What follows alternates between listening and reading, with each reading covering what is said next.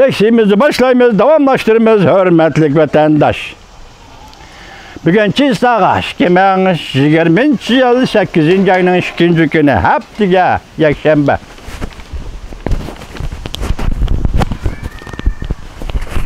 Haftaga yakshanba. Endiki mavzumunda hürmetlik vatandaş. Jungo Amerika o'ttirisida qiziq qurollar urushining xatari o'rlamekte. Mavzuli xabar 8. ayının 1. günü Germaniya to'lqinlarida e'lon qilindi. Xabar bunday boshlandi. Azadlık Armiya Devlet Mudofaa Universiteti Arqsab ve Harbiy fan texniki bilan qurollanish tadqiqot bo'limining sobiq müdiri Zhang Zhaozhong, General Zhang Zhaozhong 7. ayının 28. günü Zhangzhong salonida o'zining tor betida Amerika Jungo munosabati nayt zor xatarga yuzlanayotdi mavzuliq maqola yozib ve film ishlab ko'z qarashlarini sharhladi.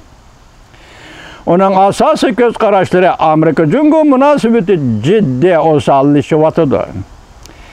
Kelar 4 ay ichida urush tahdidi ko'paydi degandan iborat. Harbiy ishlar obzorchisi General Zhang mundaq dedi. Bir ay ichida Amerikaning ikki jana avtomatkisi Hind Tinch okeani va Janubiy dengizga 2 qatam yetib keldi. Amerika, Yaponiya, Avstraliya, Hindiston bilan birlashib Janubiy dengiz sap hosil qildi. O yana mundaq dedi, Prezident Trump Aqsaray kirgandan keyin Jungoga zodi ko'rilib boqmagan savdo urushi qo'zg'adi. Tarixda ko'rilib boqmagan savdo urushi qo'zg'adi.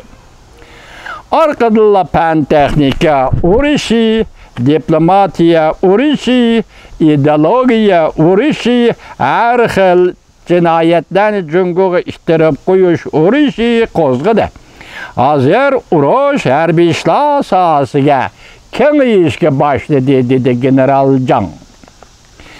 Janubiy dengiz va Tayvan bo'g'izida urush sahnasi paydo bo'ldi. Kelar 4 aldığımız 4 aygacha xatarli qadam elishdan xatari taxammi ko'paymoqda. Urush xatari ko'paymoqda. Tayyorlik emas bo'lishi kerak. Biz ham xiyollarni tashlab urushga tayyorlanishimiz kerak, deydi General Zhang. Amerika'nın alimi Shaman Efendi, yani siyasi sosyolog, Amerika Jungo o'tirisida qiziq qurollar urushi to'g'risida ogohlantirish berib, Shaman Germaniya ovozining ziyoratini qabul qilganda mundaq dedi.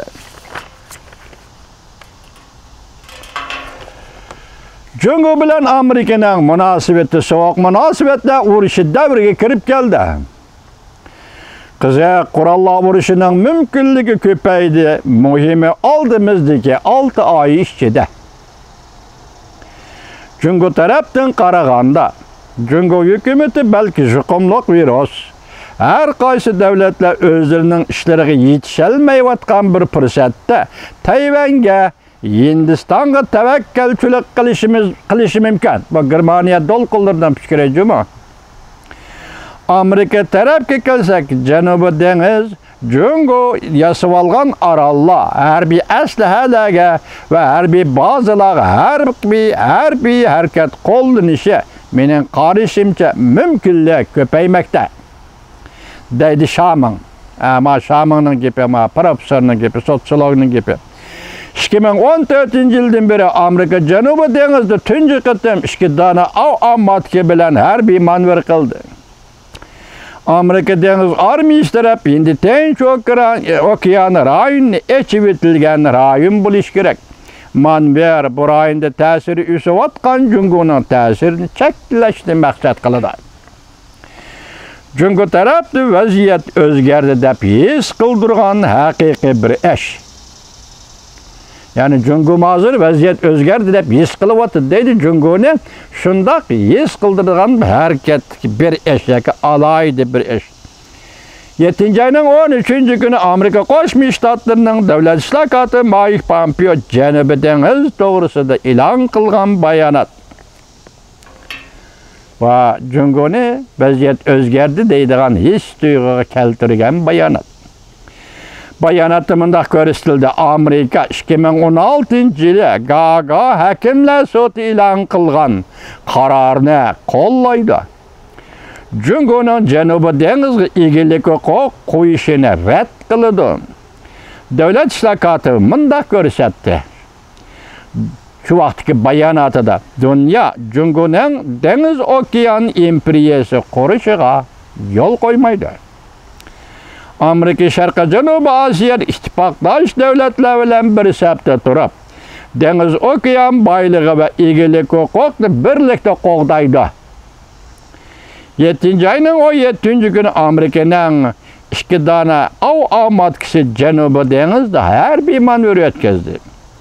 7-oyning 19-kunidan boshlab Reagan belgilik avtomatika zarbadarlar gruppasi Yaponiya dengiz qo'g'dinish qismlari bilan birga Avstraliyadagi armiya qismlari Avstraliya dengiz armiyasi Janubiy dengizda G'arbiy Tinch okeanda birlashma manevr o'tkazdi.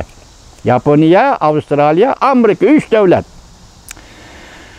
Nemes belgilik avtomatka 7-oyning 20-kuni Hindiston dengiz armiyasi bilan Hind okeanda Aman Nikobar aralida birlashma harbiy manevr o'tkazdi. Biz buni sizlarga leksiya qilib so'zlagan, mana Hindistonda bilan birlashganligini. 7-oyning 23-kuni notaq albatta sizlar anglab qoldinglar. Mush ishlar, mush tartiblar mushunda keldi. Hozir general Jang nim deydi, oldimizdagi 4 oy ichida Amerika Jungo o'tirisida urush mumkinligi kengayyotidu yoki o'rlayotidi buni. Jang general shundaq dedi.